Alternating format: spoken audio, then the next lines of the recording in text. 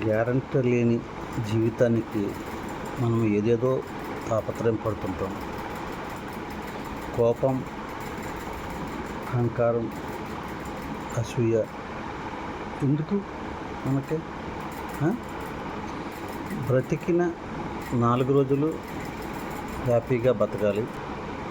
పోయేటప్పుడు డబ్బు, హోదా ఇవి మనతో రావు.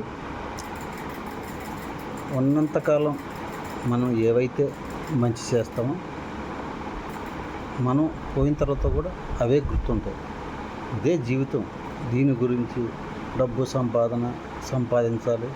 సంపాదించండి. తింటాకి ఉంటాకి పర్వాలేదంటే సంపాదించండి.